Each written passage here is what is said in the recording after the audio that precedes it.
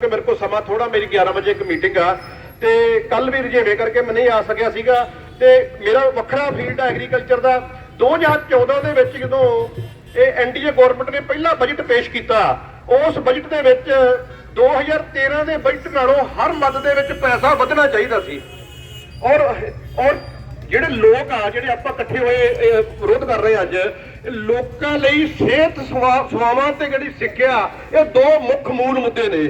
ਜੇ ਤੁਹਾਡੀ ਸਿਹਤ ਠੀਕ ਨਹੀਂ ਤੇ ਤੁਹਾਡਾ ਜੀਵਨ ਠੀਕ ਨਹੀਂ। ਜੇ ਤੁਹਾਡੀ ਸਿਹਤ ਠੀਕ ਨਹੀਂ ਤੇ ਸਮੁੱਚੇ ਤੌਰ ਤੇ ਕੰਮ ਪ੍ਰਭਾਵਿਤ ਹੁੰਦਾ। ਜੇ ਤੁਹਾਡੀ ਸਿਹਤ ਠੀਕ ਨਹੀਂ ਤੇ ਤੁਹਾਡੇ ਪਰਿਵਾਰ ਤੇ ਤੁਹਾਡਾ ਜਿਹੜਾ ਛੋਟਾ समाज है प्रभावित होता। ਤੁਹਾਡਾ ਵਿਹਾਰ, ਤੁਹਾਡਾ ਕਿਰਦਾਰ, ਤੁਹਾਡਾ ਚਾਲ ਚੱਲਣ, ਤੁਹਾਡਾ ਇੱਕ ਦੂਜੇ ਨਾਲ ਜਿਹੜਾ ਕਨਵਰਸੇਸ਼ਨ ਆ ਉਹਦੇ ਚ ਨੁਕਸ ਪੈਂਦਾ ਜੇ ਤੁਹਾਡੀ ਸਿਹਤ ਠੀਕ ਨਹੀਂ।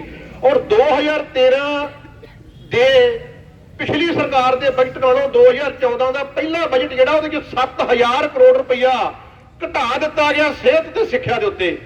ਸੋ ਇਹ ਇੱਕ ਲੇਖਾ ਜੋਖਾ ਸਾਨੂੰ ਕਰਨਾ ਚਾਹੀਦਾ। ਜਦੋਂ ਤੁਸੀਂ ਬੈਂਕਾਂ ਵਾਲੇ हड़ताल करते हो कि साडियां जिहड़ियां पब्लिक सैक्टर दीयां बैंक्स ने इन्हां बैंकां ਨੂੰ ਬੰਦ नहीं किया जाना चाहिए, इन्हां बैंकां ਨੂੰ स्ट्रैंथन करना चाहिए। तो तुसीं उस वेले ये गल कर रहे होंदे आ कि तुसीं पब्लिक दे सर्वेंट्स के तौर के उत्ते पब्लिक ਨੂੰ ਸੇਵਾਵਾਂ देणियां चाहुंदे हो। सो इस करके जो हड़ताल भी कर रहे हो ना उदों भी तुसीं इस गल दी मंग कर रहे हो कि असीं लोकां नूं सेवा देनी चाहुंदे हां, लोकां नूं सेवावां देणियां चाहुंदे हां। पब्लिक सैक्टर दीयां सरकारां साडे कोलों सेवावां खो रहीआं। सो ये गल्लां लाजमी सानूं करनियां चाहीदियां। आम पब्लिक जिहड़ी आले दुआले खड़ के तुहाडी गल सुणदी आ, तुरी जांदी सुणदी आ, नूं लगना चाहीदा कि मैं जे हड़ताल करके ਕੰਮ ਤੋਂ ਨਹੀਂ ਭੱਜਣਾ ਚਾਹੁੰਦੇ, ਇਸ ਤੋਂ ਹੋਰ ਬਿਹਤਰ ਸੇਵਾਵਾਂ ਆਮ ਲੋਕਾਂ ਨੂੰ ਦੇਣ ਵਾਸਤੇ ਇਹ ਮੰਗ ਕਰ ਰਹੇ ਆ ਕਿ ਪਬਲਿਕ ਸੈਕਟਰ ਦੇ ਅਦਾਰਿਆਂ ਨੂੰ, ਇਕੱਲੀਆਂ ਬੈਂਕਾਂ ਨਹੀਂ ਸਾਰੇ ਅਦਾਰੇ ਹੋਰ ਵੀ ਡਿਸਮੈਂਟਲ ਕੀਤੇ ਜਾ ਰਹੇ ਆ। ਉਹਨਾਂ ਅਦਾਰਿਆਂ ਦੇ ਫੰਡ ਖੋਏ ਜਾ ਰਹੇ, ਜਿਵੇਂ ਸਿਹਤ ਤੇ ਸੇਵਾਵਾਂ ਦੀ ਇੱਕ ਉਦਾਹਰਨ ਦਿੱਤੀ ਆ। ਇਸੇ ਤਰ੍ਹਾਂ ਇਹ ਆਮ ਧਮਕਾਇਆ ਜਾਂਦਾ ਕਿ ਜਿਹੜੇ ਗਵਰਨਮੈਂਟ ਸਰਵੈਂਟਸ ਹੁੰਦੇ ਆ ਗਵਰਨਮੈਂਟ ਦੇ ਖਿਲਾਫ ਗੱਲ ਨਹੀਂ ਕਰ ਸਕਦੇ। ਇਹ ਕਿਤੇ ਨਹੀਂ ਲਿਖਿਆ ਹੋਇਆ, किते नहीं लिखा होया। संविधान दी धारावां मुताबक हर बंदा जिहड़ा इस देश का नागरिक आ उन्होंने कोई चीज़ चंगी नहीं लगती उस चीज़ का एक खास दायरे च रह के विरोध कर सकता, जिवें तुसीं विरोध कर रहे हो अज। ਇਹ ਗੱਲ ਨੂੰ ਆਪਾਂ ਨੂੰ ਘਰ ਘਰ ਪਹੁੰਚਾਉਣਾ ਚਾਹੀਦਾ ਕਿ ਸਾਡਾ ਕਨਸਟੀਟਿਊਸ਼ਨਲ ਰਾਈਟ ਹੈ ਵਿਰੋਧ ਕਰਨਾ। ਜਿਹੜੀ ਚੀਜ਼ ਹੁਣ ਕਿਸਾਨ ਅੰਦੋਲਨ ਸੀਗਾ ਉਹ ਸਾਰੇ ਜਿਹੜੇ ਕਿਸਾਨ ਨਹੀਂ ਸੀ ਉਹਨਾਂ ਨੇ ਇਹ ਗੱਲ ਆਖੀ ਕਿ ਯਾਰ ਕਿਸਾਨ ਜਿਹੜੇ ਚੰਗੇ ਭਲੇ ਰੱਜੇ ਪੁੱਜੇ ਆ। ਮੈਂ ਉਸ ਖੇਤਰ ਨਾਲ ਸੰਬੰਧਿਤ ਹਾਂ, ਮੇਰੀ 30 ਸਾਲ ਦੀ ਨੌਕਰੀ ਹੋ ਗਈ ਉਸ ਖੇਤਰ ਦੇ ਵਿੱਚ। ਜਿਹੜੇ ਪੰਜਾਬ ਦੇ ਕਿਸਾਨ ਜਿਨ੍ਹਾਂ ਨੂੰ ਅਸੀਂ ਕਹਿੰਦੇ ਨਾ ਫਾਰਚੂਨਰ ਗੱਡੀ ਤੇ ਫਿਰਦਾ, ਡਰਾਈਵਰ ਗੱਡੀ ਤੇ ਫਿਰਦਾ, ਉਹ ਕਿਸਾਨ ਜਿਹੜਾ ਉਹ ਖੇਤੀ ਦਾ ਮਾਲਕ ਨਹੀਂ ਹੈ। ਉਹ ਵੱਡੀ ਗਿਣਤੀ ਦੇ ਵਿੱਚ ਉਹ ਕਿਸਾਨ ਆ ਜਿਹੜੇ ਗੈਰ ਕਾਸ਼ਤਕਾਰ ਕਿਸਾਨ ਨੇ, ਜਿਹੜੇ ਮਾਲਕ ਕਿਸਾਨ ਨੇ, ਉਹਨਾਂ ਦੀਆਂ ਜ਼ਮੀਨਾਂ ਠੇਕੇ ਤੇ ਲੈ ਕੇ ਕਰ ਰਹੇ। 60-60 ਹਜ਼ਾਰ ਕਿੱਲੇ ਦਾ ਠੇਕਾ ਦਿੰਦੇ ਆ। ਤੇ ਜਦੋਂ ਠੇਕੇ ਤੇ ਜ਼ਮੀਨ ਲੈਂਦੇ ਆ ਨਾ ਤੇ ਫਿਰ ਉਹ ਵੱਡਾ ਟਰੈਕਟਰ ਵੀ ਚਾਹੀਦਾ ਉਹਨੂੰ ਜ਼ਮੀਨ ਨੂੰ ਵਾਹੁਣ ਵਾਸਤੇ, ਛੋਟੇ ਟਰੈਕਟਰ ਦਾ ਸਰਦਾ ਨਹੀਂ। ਔਰ ਜਿਹੜੀਆਂ ਸਰਕਾਰਾਂ ਨੇ ਉਹ ਉਹਨਾਂ ਮਸ਼ੀਨਾਂ ਦੇ ਉੱਤੇ ਖੋਜਾਂ ਕਰਾ ਰਹੀਆਂ ਨੇ ਜਿਹੜੀਆਂ ਮਸ਼ੀਨਾਂ ਛੋਟੇ ਟਰੈਕਟਰ ਨਾਲ ਚੱਲਦੀਆਂ ਹੀ ਨਹੀਂ, ਉਹ ਵੱਡੇ ਟਰੈਕਟਰ ਨਾਲ 10-10 ਲੱਖ ਦੇ ਨਾਲ ਚੱਲਦੀਆਂ ਨੇ। ਉਹਨਾਂ ਨੂੰ ਮਾਰੀ ਦੇ ਨੂੰ ਅੱਕ ਚੱਪਣਾ ਪੈਂਦਾ, ਮਹਿੰਗੇ ਭਾਅ ਦੀ ਮਸ਼ੀਨਰੀ ਲੈਣੀ ਪੈਂਦੀ ਆ। ਜਦੋਂ ਮਹਿੰਗੇ ਭਾਅ ਦੀ ਮਸ਼ੀਨਰੀ ਲੈਂਦੇ ਆ ਤੇ ਉਹਨਾਂ ਨੂੰ ਜਦੋਂ ਵਾਰਾ ਨਹੀਂ ਖਾਂਦੀ ਨਾ ਗੱਲ ਤੇ ਫਿਰ ਉਹ ਇਹਨਾਂ ਦੀ ਮਰਜ਼ੀ ਦੇ ਮੁਤਾਬਕ ਖੇਤੀ ਨਹੀਂ ਕਰਨਗੇ। ਇਹ ਚਾਹੁੰਦੇ ਆ ਕਿ ਮਸਾਲੇ ਵਾਲੀਆਂ ਫਸਲਾਂ ਬਜਾਈਆਂ ਜਾਣ, ਇਹ ਚਾਹੁੰਦੇ ਆ ਕਿ ਦਵਾਈਆਂ 'ਚ ਪੈਣ ਵਾਲੀਆਂ ਫਸਲਾਂ ਬਜਾਈਆਂ ਜਾਣ। ਪਰ ਕੁਦਰਤ ਦਾ ਇੱਕ ਨਿਯਮ ਆ, ਜਿਹੜੀ ਚੀਜ਼ ਜਿੱਥੇ ਪੈਦਾ ਹੋਈ ਉੱਥੇ ਉਹਨੇ ਨਾਸ਼ਵਾਨ ਆ। ਤੇ ਜਿਹੜੀ ਫਸਲ ਜਿਹੜੀ ਜ਼ਮੀਨ 'ਚ ਪੈਦਾ ਹੋ ਸਕਦੀ ਉਹਦੇ 'ਚ ਹੀ ਹੋ ਸਕਦੀ, ਦੂਜੀ 'ਚ ਨਹੀਂ ਹੋ ਸਕਦੀ। ਸੋ ਇਸ ਪੱਧਰ ਦੀ ਦਖਲਅੰਦਾਜ਼ੀ ਆ ਜੋ ਤੁਹਾਡੇ ਚੁੱਲ੍ਹੇ ਚੌਂਕੇ 'ਚ ਪੱਕਣਾ, ਤੁਹਾਡੇ ਬੱਚਿਆਂ ਦੇ ਤੁਹਾਡੇ ਵੱਲੋਂ ਖਾਧਾ ਜਾਣਾ ਜਾਂ ਪੀਤਾ ਜਾਣਾ, ਉਹ ਖਾਣਾ ਵੀ ਉਹ ਨਿਰਧਾਰਿਤ ਕਰਨਗੀਆਂ ਸਰਕਾਰਾਂ। ਇਸ ਤਰ੍ਹਾਂ ਦੀਆਂ ਨੀਤੀਆਂ ਆ ਰਹੀਆਂ। ਸੋ ਇਸ ਕਰਕੇ ਹਰ ਗੱਲ ਦਾ ਇੱਥੇ ਇਹਨਾਂ ਦਾ ਮਕਸਦ ਇਕੱਲਾ ਬੈਂਕਾਂ ਨੂੰ ਬਚਾਉਣ ਵਾਸਤੇ ਹੜਤਾਲ ਕਰਨਾ ਨਹੀਂ ਹੁੰਦਾ। ਜਿਹੜੀ ਤੁਹਾਡੀ ਲੀਡਰਸ਼ਿਪ ਆ ਬਹੁਤ ਸਿਆਣੀ ਲੀਡਰਸ਼ਿਪ ਆ। ਜਦੋਂ ਸੀਤਾਰਮਨ ਨੇ ਬਜਟ ਪੇਸ਼ ਕੀਤਾ ਸੀ ਤੇ ਉਹਦੀ ਗੱਲ ਨੂੰ ਕੋਟ ਕਰਕੇ ਸਾਰੇ ਸਾਥੀਆਂ ਨੇ ਤੁਹਾਨੂੰ ਵਾਰ-ਵਾਰ ਵਾਸਤਾ ਪਾਇਆ ਸੀਗਾ ਵੀ ਜਾਗੀਏ। ਔਰ ਅੱਜ ਹੜਤਾਲ ਦੀ ਨੌਬਤ ਆਈ ਆ। ਆਉਣ ਵਾਲੇ ਸਮੇਂ 'ਚ ਹੋਰ ਵੀ ਹੜਤਾਲਾਂ ਹੋਣਗੀਆਂ। ਇਹ ਲਾਮਬੰਦੀ ਜਿਹੜੀ ਬੈਂਕਾਂ ਤੱਕ ਨਾ ਸੀਮਿਤ ਹੁੰਦੀ ਹੋਈ, ਜਿਹੜੇ ਬਾਕੀ ਲੋਕ ਅਦਾਰਿਆਂ 'ਚ ਲੜ ਰਹੇ ਨੇ ਉਹਨਾਂ ਦੀਆਂ ਮੰਗਾਂ ਵੀ ਸਾਡੀਆਂ ਮੰਗਾਂ ਨੇ, ਜਿਵੇਂ ਤੁਹਾਡੀਆਂ ਮੰਗਾਂ ਸਾਡੀਆਂ ਮੰਗਾਂ ਨੇ, ਐਗਰੀਕਲਚਰ ਦੀਆਂ ਮੰਗਾਂ ਸਾਡੀਆਂ ਨੇ। ਕਿਸਾਨ ਅੰਦੋਲਨ ਦੇ ਵਿੱਚ ਵੀ ਬਹੁਤੇ ਸਾਥੀ ਇਹਨਾਂ 'ਚੋਂ ਜਾ ਕੇ ਆਏ ਆ, ਅਸੀਂ ਵੀ ਜਾ ਕੇ ਆਏ ਆ। ਅੱਜ ਉਹ ਕਿਸਾਨ ਅੰਦੋਲਨ ਜੇ ਜਿੱਤਿਆ ਨਾ ਉਹਨਾਂ ਨੇ ਸਹਿਜ ਰੱਖਿਆ, ਸਬਰ ਰੱਖਿਆ ਤੇ ਆਮ ਲੋਕਾਂ ਦੀ ਉਹਨਾਂ ਨੂੰ ਸਮਰਥਨ ਸੀਗਾ ਤਾਂ ਜਿੱਤਿਆ। ਕਿਉਂਕਿ ਉਹਨਾਂ ਨੂੰ ਉਹ ਇੱਕੋ ਗੱਲ ਦਾ ਵਾਸਤਾ ਦਿੰਦੇ ਸੀ ਕਿ ਸਾਡੀਆਂ ਜਿਹੜੀਆਂ ਜ਼ਮੀਨਾਂ ਨੇ ਜੇ ਸਾਡੇ ਤੋਂ ਖੋਹੀਆਂ ਗਈਆਂ ਤੇ ਸਾਨੂੰ ਉਹ ਚੀਜ਼ ਖਾਣੀ ਪਊਗੀ ਜਿਹੜੀ ਦੂਸਰੇ ਦੇਸ਼ਾਂ 'ਚ ਪੈਦਾ ਹੋਈ ਆ। ਉਹ ਪਤਾ ਨਹੀਂ ਉਸ ਮਿੱਟੀ ਦੇ ਨਾਲ ਕਿਹੜੇ ਤੱਤ ਸਾਡੇ ਘਟ ਜਾਣੇ ਨੇ। ਸਾਡੀ ਜ਼ਮੀਨ ਦੇ ਵਿੱਚ ਕਣਕ ਝੋਨਾ ਹੁਣ ਬੀਜਣ ਲੱਗਿਆ ਤੇ ਪਹਿਲਾਂ ਬਹੁਤ ਸਾਰੀਆਂ ਫਸਲਾਂ ਬੀਜਦੇ ਸੀ। ਜਦੋਂ ਦਾ ਕਣਕ ਝੋਨਾ 2 ਫਸਲੀ ਪ੍ਰਣਾਲੀ ਆਈ, ਮੈਂ ਇੱਕ ਉਦਾਹਰਨ ਦੇ ਕੇ ਆਪਣੀ ਗੱਲ ਖਤਮ ਕਰਨੀ ਹੈ ਕਿ ਉਦੋਂ ਦਾ ਸਾਡੇ ਖਾਦ ਖੁਰਾਕ ਦੇ ਵਿੱਚ ਛੋਟੇ ਤੱਤਾਂ ਦੀ, ਮੈਗਨੀਜ਼ ਦੀ, ਜ਼ਿੰਕ ਦੀ, ਫੈਰਸ ਦੀ ਘਾਟ ਆਉਣ ਲੱਗੀ ਆ। ਤੇ ਜਦੋਂ ਤੁਸੀਂ ਕਿ ਡਾਕਟਰ ਤੋਂ ਜਾਂਦੇ ਹੋ, ਕੋਈ ਇਲਾਜ ਕਰਾਉਂਦੇ ਹੋ ਨਾ, ਤੇ ਪਰਚੀ ਬਿਮਾਰੀਆਂ ਦੀ ਦਵਾਈਆਂ ਦੇਣ ਦੇ ਨਾਲ ਪਰਚੀ ਦੇ ਥੱਲੇ ਲਿਖ ਦਿੰਦਾ ਕੋਬਾਡੈਕਸ ਜ਼ੈਡ, ਬੀਕਾਸੋਲ ਜ਼ੈਡ, ਤਾਕਤ ਵਾਲੀ ਦਵਾਈ।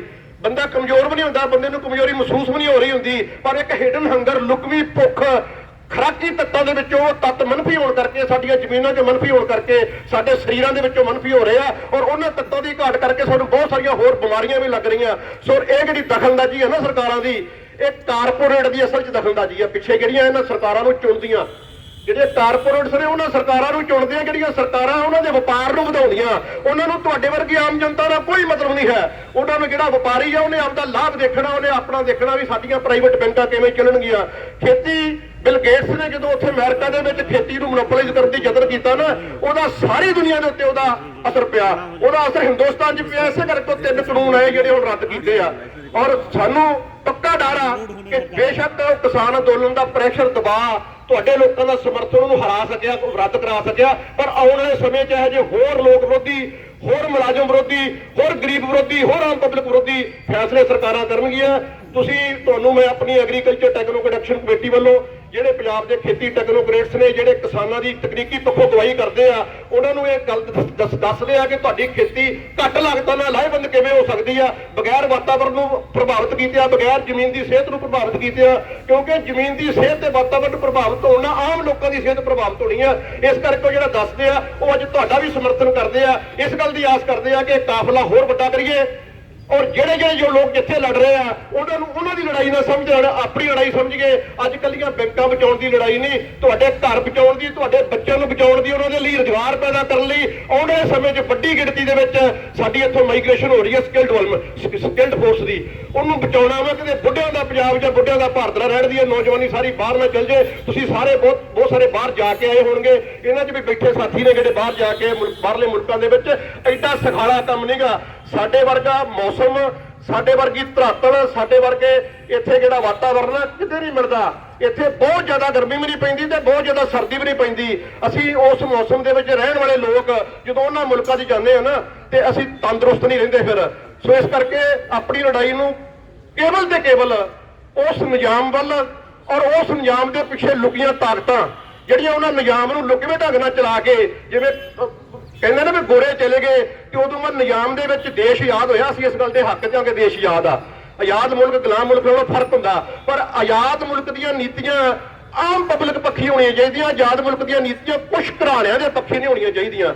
ਸਾਡੇ ਇੱਕ ਕਿਸਾਨ ਨੇ ਤੁੰਗਾਹੜੀ ਪਿੰਡ 'ਚ 9000 ਰੁਪਏ ਦਾ ਕਰਜ਼ਾ ਸੀ ਉਹਦੇ ਬਾਪ ਸਿਰ ਤੇ, ਬਾਪ ਨੇ ਸੁਸਾਈਡ ਕਰ ਲਿਆ। ਉਦੋਂ ਬਾਅਦ ਮੁੰਡਾ ਕਾਲਜ ਪੜ੍ਹਦਾ ਸੀ ਤੇ ਉਹ ਬੈਂਕ ਗਿਆ, ਕਹਿੰਦਾ ਮੇਰੇ ਬਾਪ ਦਾ ਡੈਥ ਸਰਟੀਫਿਕੇਟ ਆ, ਮੇਰਾ ਬਾਪ ਮਰ ਗਿਆ, ਹੁਣ ਇਹ ਕਰਜ਼ੇ ਤੇ ਲਕੀਰ ਮਾਰ ਦਿਓ। ਉਹ ਕਹਿੰਦੇ ਕਾਕਾ ਇਹ ਕਰਜ਼ਾ ਤੈਨੂੰ ਉਤਾਰਨਾ ਪੈਣਾ, ਤੂੰ ਉਹਦਾ ਪੁੱਤ ਆ।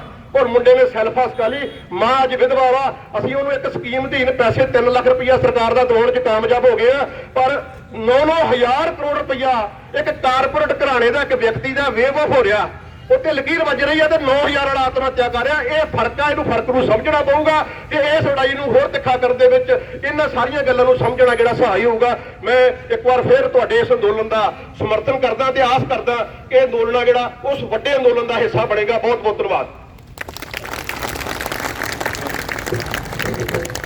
ਬਹੁਤ ਬਹੁਤ ਧੰਨਵਾਦ ਸਾਥੀ ਰਜਿੰਦਰਪਾਲ ਜੀ, ਕਿਉਂਕਿ ਸਾਡੇ ਸਾਥੀ